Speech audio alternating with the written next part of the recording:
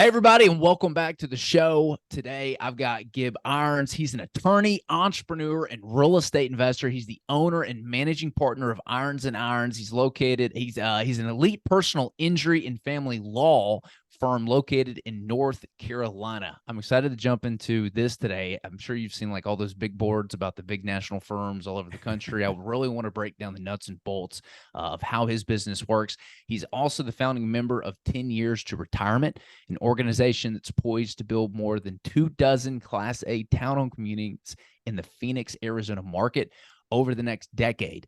Gib educates real estate investors regarding the risk-adjusted returns associated with build-to-rent communities with a focus on exponential growth and tax savings. He's doubled his net worth and successfully reduced and or eliminated personal income tax for several years.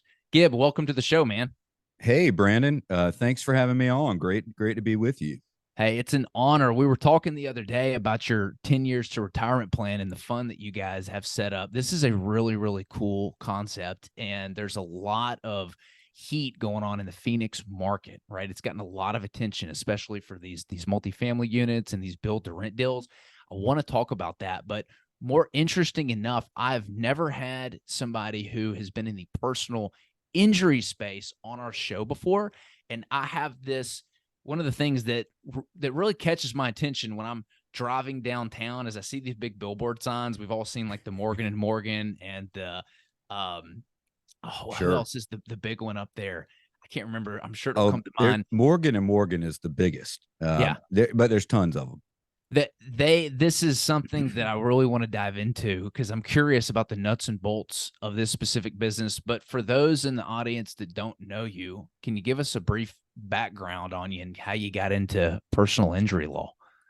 Yeah. So, Brandon, I've been a practicing attorney for 17 years now, and I'm located. My primary office is in Greenville, North Carolina, but I have three office locations. I've got office locations in Greenville, Morehead City, and New Bern, North Carolina.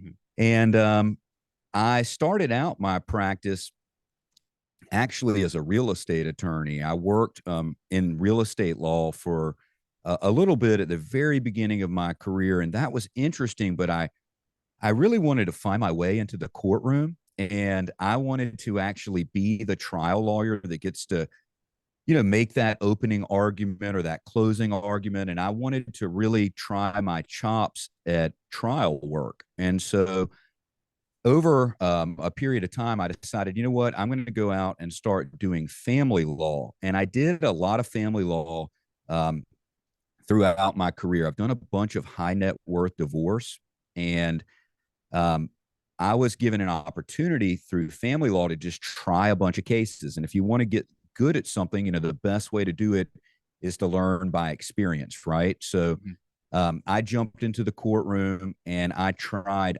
hundreds of cases. And um, about 3 years ago, I had a good friend of mine that was in another firm, and he was doing personal injury and medical malpractice. And he reached out to me and said that his partnership that he had been in was coming to an end. The partners had decided to go their separate ways, and he actually has been practicing law for a little bit longer than I have. I've been practicing 17 years. He's been practicing for about 20. And so he had a very robust personal injury and medical malpractice law firm, but they were only handling really big cases. And what I could offer to him was the ability to help market him and help him get not only the high value cases, but some high volume as well. And so his name is Harry Albritton. Harry joined my firm 3 years ago in um, in 2020, and he and I have been building a personal injury practice ever since. And it has just become, it's interesting because when he came over to me, family law had always been our bread and butter, right? Mhm. And we were always, family law has generated very consistent income for us over the years. It's not personal injury practices tend to have a lot of ebb and flow. Like one month you've got, a massive case that you settle, and then you might go for, several months without settling another case. And we had that very consistent family law income coming in. But when we brought Harry in, he immediately came straight out the gate, settled a case for $5 million. Couple months later, he settled a case for 2.5 million. A little bit further down the road, just recently, he settled a case for just north of 1 million. And so what I realized, with that $5 million settlement that we got, I quickly realized that, this was going to be the new income source for the practice. And now the injury department generates about 2/3 of our overall revenue. Mm-hmm. So you started out, and correct me, as a title attorney doing real estate transactions. That's and right. then had Yep, an I did. affinity to go then you got into family law, high net worth divorces, but had this scratch, this itch that, hey man, I really want to get in the courtroom and start competing. And so you had this affinity to get into personal injury, and your buddy had this medical thing going on, and you kind of came in and said, hey, I can bring in some more volume with this personal injury stuff. And that became kind of the breadwinner eventually when it continued to grow at the pace that it went. It did. It did. You know, we learned pretty quickly that, if you're doing family law, for example, you're billing hourly. And so all of the revenue is generated based on how much you work. And so, over my career, my hourly rate has gone up periodically. Like I think I started at 200 an hour, and it went up by maybe $50 increments, and I've had several rate increases. But at the end of the day, I was trading time for money. And so if I wanted to bill, $1 million in gross revenue per year in family law, it was very easy to back into that number, but it was going to require me to work, 2,000 hours or more. Mm-hmm. And with personal injury, we will get 7-figure cases where, we've had cases where we've made a 7-figure attorney fee, on one individual case. And so we've had multi-million dollar settlements, and the amount of time that we put into those cases is significant, but the hourly rate that we're being paid is so much higher than anything you could charge in the family law area, that it was a very natural transition for us. And right now we're just, we're advertising like crazy. Like we talked about previously, we do television, we do billboards. We're on the side of the buses here in our local community. You're standing at the bus stop or around a bus stop, and the bus pulls up and it's got, me and my partner Harry on the side of it, which is cool. And we do a lot of partnerships with the local college here as well. Like we partner with ECU Athletics, and so they put us up in all the major sports events, football, basketball, and baseball. We have a presence throughout the game, and you'll hear my voice come on the intercom with like 50,000 people in there. Hey, this is Gib Irons from Irons and Irons. We have that kind of a presence there as well, which, is a great way to support the local community. Yeah. So it sounds like the personal injury is it a compensation based on, I guess, like the amount that you win people? Because it sounds like it's not quite hourly, but maybe there's an amount built in. Okay, so there's a performance incentive built into it. Exactly. So the way that we charge for the personal injury cases is we charge what's called a contingency fee, and we charge, a certain we get a certain percentage of the overall recovery, and that has worked out really well for us. Because, some of the cases we may not have to spend a whole lot of time, and we're going to get that percentage. And of course, it really aligns our interest with our client in that we want to get maximum value for the case. Like we've oftentimes had clients that have experienced catastrophic injuries or even the death of a loved one that will tell us, look, they've offered us, $2 million. We want to take it. We need to take this. And we will tell them, Absolutely not. There is no way we're going to take $2 million for this case. We're going to take this thing and we're going to get five, and so our clients defer to us a lot about these types of decisions, but um, we're on the same trajectory as they are, and we want to get maximum value for the case. Um, and so yeah, it's done on a contingency fee. Normally, it's a third, and sometimes it's 40% if it's a death case. Okay, that was my next question. With the personal injury, is there a specific niche that you guys are going after, or in the personal injury space to begin with? Because in real estate, there's people who market to commercial, they market to for land or to flip houses, right? They've got a specific focus. Is that similar in the personal injury space where you've got these target avatars you're going after, or is it just anybody that gets harmed in an incident that there might be legal ramifications with? So, some cases are more egregious than others. We have cases where we can actually pursue punitive damages against a company if they've done things that, violated their own policies or violated law. Really, I guess the biggest cases are commercial trucking accidents. And that's why you see these 18 wheelers on a lot of the personal injury advertising. So in North Carolina, under North Carolina personal injury law, all you're required to do is to have a $30,000 minimum policy for a personal auto policy. So what that means is that if somebody runs into you and harms you, and it could be a catastrophic injury or death, the most you can recover against that driver is $30,000. And I can't tell you, Brandon, how many cases we have handled over the past 3 years where somebody either died or was paralyzed or had some sort of debilitating injury that was like life altering, and Yeah. there was a $30,000 policy on the other side. And what that means is the maximum recovery is $30,000.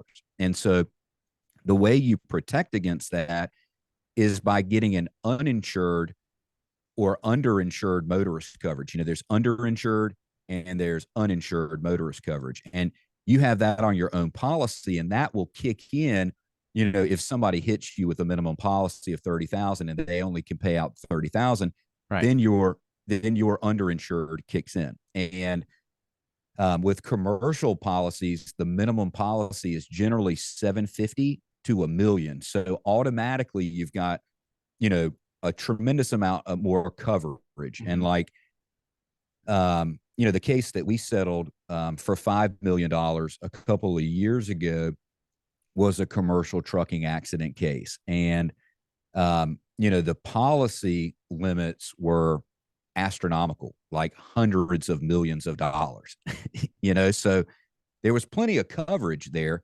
But, you're always dealing with, you're looking for the most severe injuries are worth the most. And right. So the more significant the injury, the more the case has value.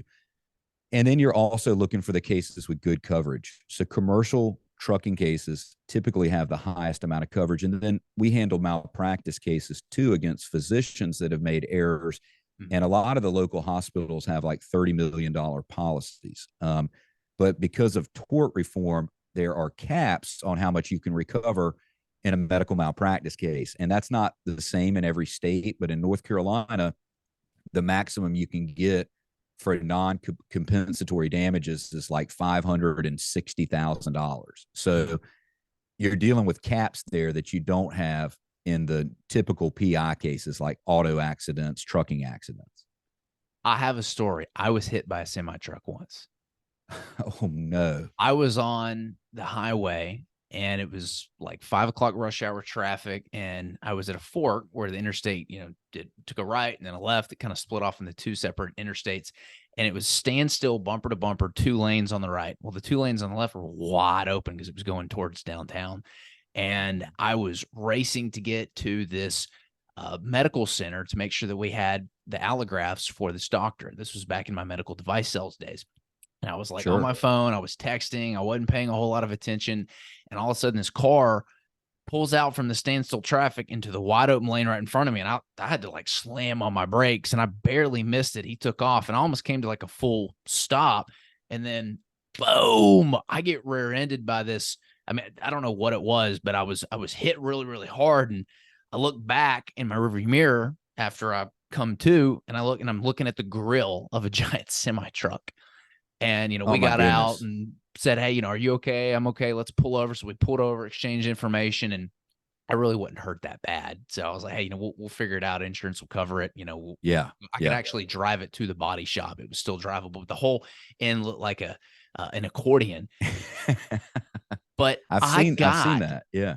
I don't know how they got my information. We had to fill out a police report and everything, but it was like maybe a week later or 4 or 5 days later, I got at least 40 phone calls from people asking if, hey, are you injured? I saw you in an accident. I don't think they were attorneys. I think they were like, these third party people that refer to attorneys. I was looking into it and I was like, no, Yeah. I'm good. And they're like, well, you have 6 months, if you're injured or whatever. And had I been really injured, I, would have gone to the hospital and done something. But Sure. I wasn't injured and I wasn't about to just, fake something just to make some money. So I kind of let it go. But I thought that was really interesting. Why did I get so many phone calls? So, every state has different laws on solicitation, but in North Carolina, we are not allowed to solicit, um, people in that manner. So in North Carolina, attorneys cannot call you if they don't already have a pre-existing relationship with you. So, if you happen to get injured, Brandon, in North Carolina, and I knew about it because you posted about it on Facebook or something, I could pick up the phone and call you and say, "Hey, Brandon, Gib Irons here. I want to talk to you about your accident. Is there anything I can do to help you?" And I could approach you in that manner. But if you know if we didn't have that pre-existing relationship, I would not be allowed to approach you like that. Now, what we can do is we can send letters. And so as long as it says on the envelope, this is a solicitation for legal services, we are allowed to send letters. Now, my office doesn't do that because we're not, that's not really in our pedigree. I'm not saying that we'll never do it, and I'm not saying that there's anything wrong with it, but we like to be known as the law firm that, we have such a good reputation, and particularly our ability to try a case and our ability to handle big cases and get big money, that we want the clients to come find us. And so we don't send out those solicitation letters, but yeah, my wife unfortunately has been a little bit of a magnet for accidents over her driving career, and she's been at fault in some of them, and then she's not been at fault in others. And when she's gotten in accidents where she's been rear-ended, we get the same thing. And it's really funny because it's all of my competitors that are sending these letters. And so it's clear to me that nobody in their office is going through the list and saying, "Oh, wait a minute, that's Gib Irons. Don't send that to him. He's one of our competitors." So I took about 20 or 30 of those letters into the office last time my wife was in a minor fender bender. And we looked through them and said, is there anything here that we should be doing? And we ultimately decided this is just not for us. We don't want to be the lawyer that's sending bulk mail. We don't want to be Yeah. considered ambulance chasers, Right. and there's a lot of ethics about, like there are some attorneys that do have people go inside the hospital and hand out, paperwork to people, and we feel like that crosses a line as well. And so we don't do that. We've got plenty of business, and a lot of times we're getting our referrals from word of mouth, which always seems to be the best clients, the happiest clients. Yeah. Let's switch over to your 10 years to retirement plan, because I love this concept. There's a lot of people who are pushing, real estate service, real estate products out there that's, it's kind of like a one-time deal. And hey, we can diversify, we can help you supplement. What I really liked about yours was the whole concept of like 10 years to retirement. You guys have a game plan to achieve an incredible multiple over the course of a decade or however long it takes, Mm-hmm. with the goal of, hey, Right. make an investment with us. And we want this to retire you. I love that concept, right? You're pitching the Yeah. whole retirement thing. Like, hey, let's get a huge multiple. I'm not going to reveal what it was. I'll let you speak to it. But how did you transition from your personal injury practice and, kind of getting it to a point where you felt comfortable letting it run itself and switching over and getting into real estate? Like, how did that happen? Yeah. So over the years, I have a I have had a lot of really good, strong team members join the law firm. And so I have such a phenomenal team of staff members. Like, there is almost no disciplinary measures that need to be taken with my staff because we weed out the people that aren't cut out for it. And so over the years, I had built such a really good foundation of staff members that have been with me for a long period of time that I was able to pull back a little bit from the day-to-day responsibilities of the law firm. And I was always interested in real estate. I had a really close friend here in Greenville who had acquired about 200 properties, and he was just a blue collar kind of guy, doing some construction stuff. I mean, his level of education, I don't even believe he has a college degree. I could be wrong, but he like went to high school, got out, did a bunch of real estate, acquired 200 properties. And he told me point blank, he said, Gib, if I can do it, you can do it. And so I wanted to get into real estate to build long-term wealth. And I decided that was going to be the vehicle that I was going to use. I wasn't really thrilled with how my retirement was performing. Like, I've made money in the stock market with my 401k, and there's been a nice gradual increase, but I was very concerned that I was going to have to work for the rest of my life, which a lot of attorneys do. Attorneys oftentimes are very bad at managing their own finances. And a lot of attorneys don't have any exit plan at all. Attorneys are like notoriously bad for being bad business people and for not having an exit plan. Like, a lot of attorneys tend to die sitting at their desk. And Hmm. I didn't want that to be me. And so I got into real estate. I did some single family. I acquired 14 single family properties in about 14 months. And then I did a short term rental property. Then I bought a commercial property.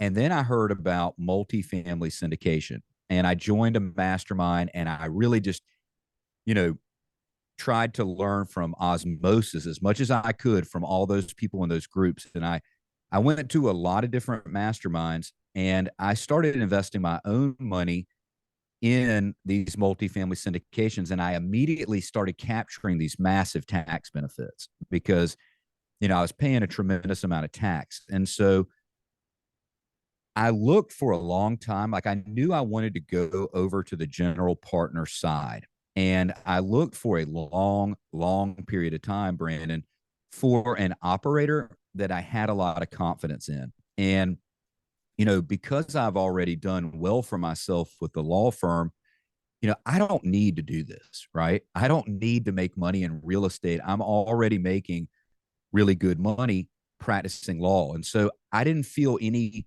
compulsion to go out and just join up with any operator and do a deal.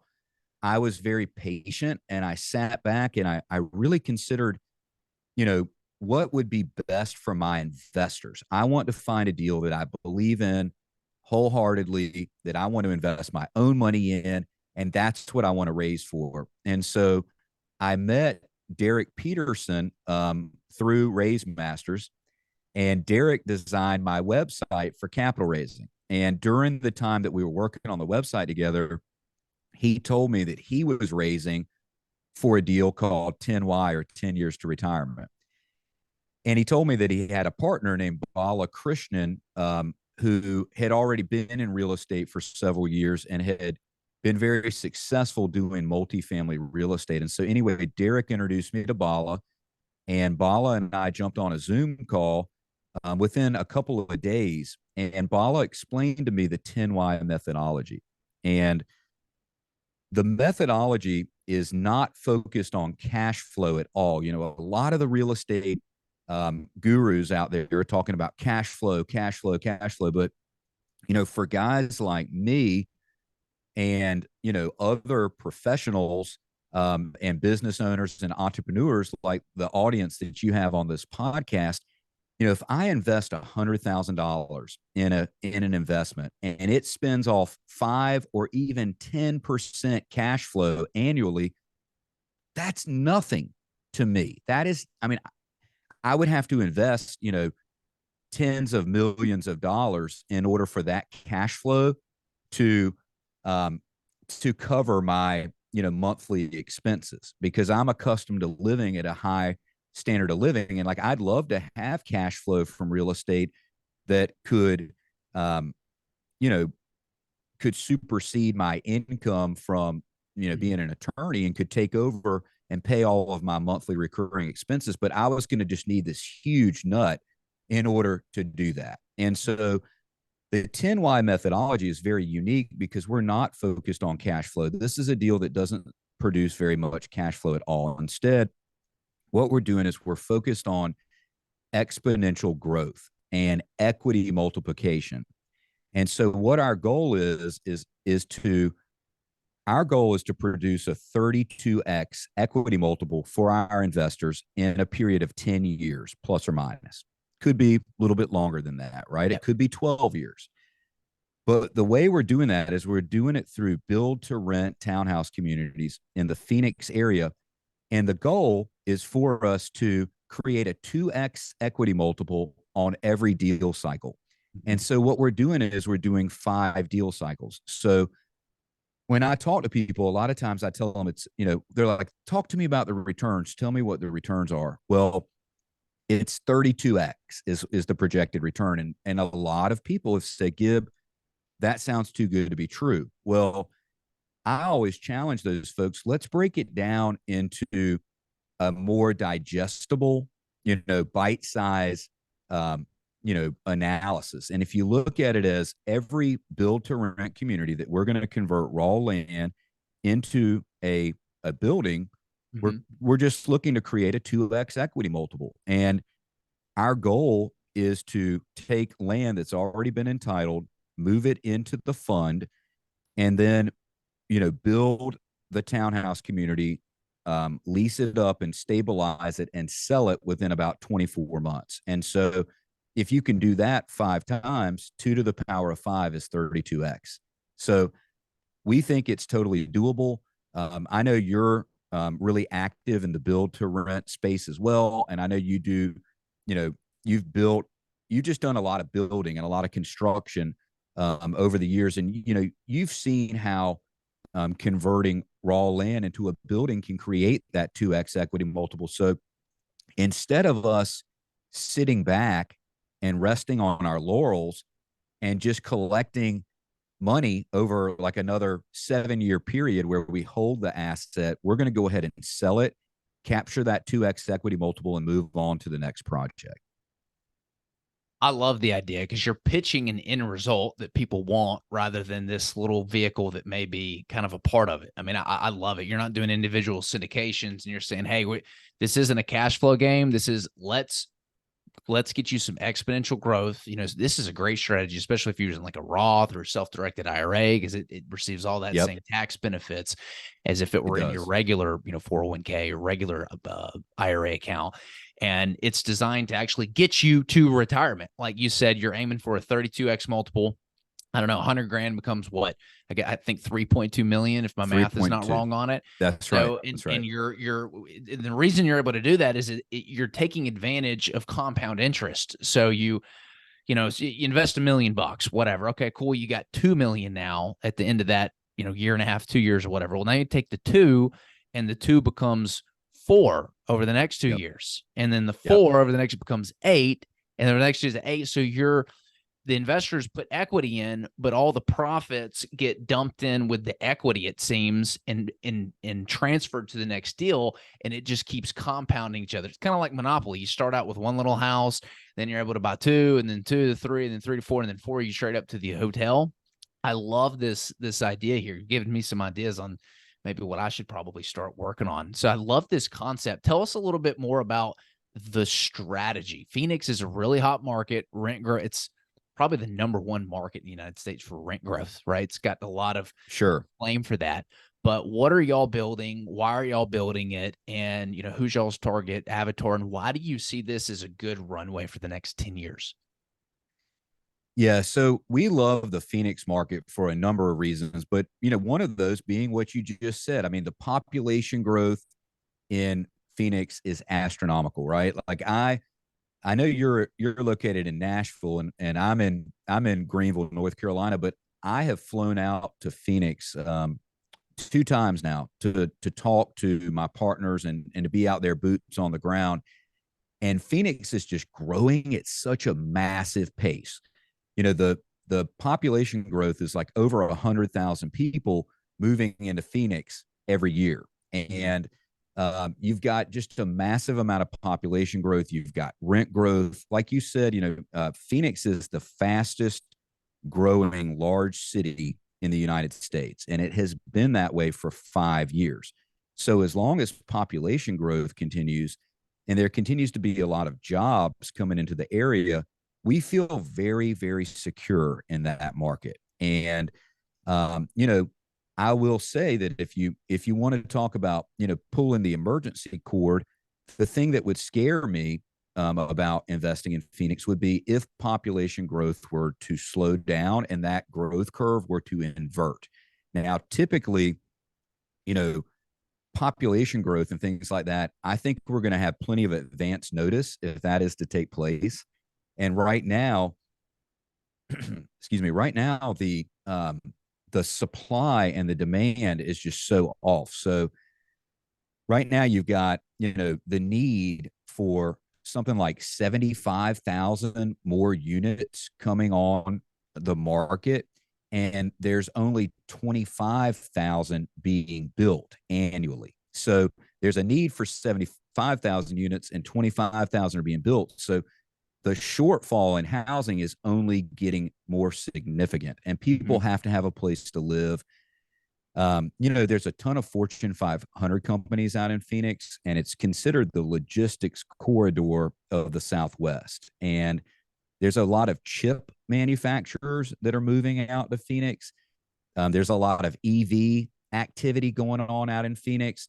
Amazon has just a tremendous number of warehouses that are popping up in Phoenix. So you've got all these Fortune 500 companies that are moving into the area that are just bringing, thousands and thousands of jobs. And, um, you know, we've heard the water problem issue. People have raised that a lot, and all of the communities that we're building are in an area that is a part of the city, and it has what is called an assured water plan, which means that they have to be able to get 100 years worth of water to the property in order for it to be deemed, part of the assured water plan. So we are absolutely totally unconcerned about the water shortage. There is a water shortage in certain parts of Phoenix, but that is out in the counties. And so it's not in the cities. And so if you're in an incorporated city and you're part of that assured water plan, then it's not an issue. And so, you always have to take this sensational journalism that you hear from the media with a grain of salt. And of course, right when we were doing our first raise for our first project, we raised $18.5 million on that first raise in about 4 to 5 weeks. And there was an article that was on the front page of like every major newspaper talking about a massive water shortage in Phoenix. And, we reached out to all of our investors and communicated to them that that's not a concern for us. Matter of fact, we're having a party, and the mayor of Phoenix is going to be there in 2 weeks, and we're going to be spending time with her. She's running for reelection, and we're having a reelection campaign party for her, specifically with our organization 10Y putting on the party. And she assures us that this water shortage issue is not going to be a problem for what we're doing in these specific areas. Man, that is an exciting opportunity. I got to get out to Phoenix. I have yet to go there. I think I'm going to be at a conference here in February. I'll probably see you at that one. Yeah, yeah, oh yeah, I'll be there for sure. Yeah. Well, this has been an absolute pleasure. Thanks for opening up everything about your business, kind of what you got going on. For those listening that want to learn more about you, learn more about your 10 years to retire opportunity, where can they go? Yeah, so the best thing to do is they can go to my website, which is ironsequity.com.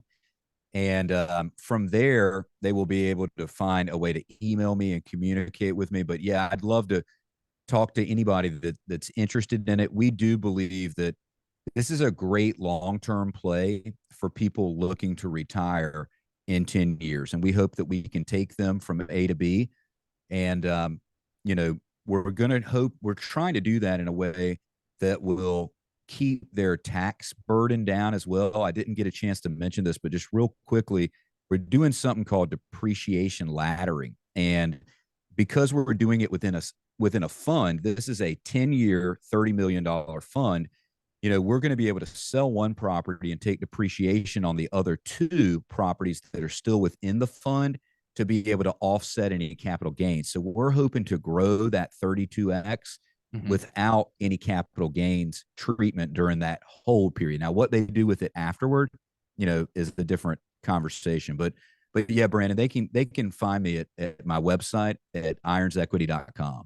Ironsequity.com. We'll make sure that's in the show notes. So hang on, explain this to me again. So Yeah, you're yeah. not selling each one. So you're doing build to rent. You're going to be building these Class A townhomes. You've got the market figured out. You've got the area figured out with the water. You've assessed the risks.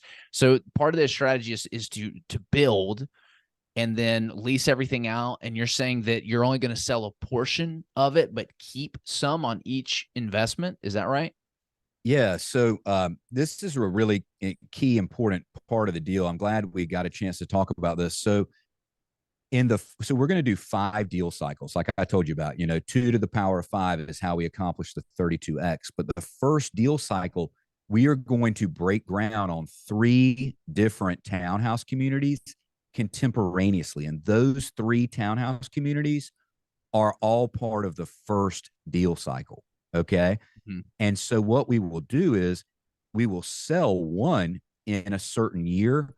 And in that same year, we'll do cost segregation studies on the other 2. And we will make sure that we're getting enough depreciation from the 2 that we're going to hold to offset the capital gain on the one that is sold. And so I see. there will always be multiple properties within the fund. And that's why we're doing a fund, so that we can set up depreciation laddering in that manner. I see. The exponential growth is going to come from selling that one community that you got, getting all the equity out plus all the profit, but you're not hit on taxes because you're holding the other 2, capturing the depreciation, and then you'll use that equity to go and buy more.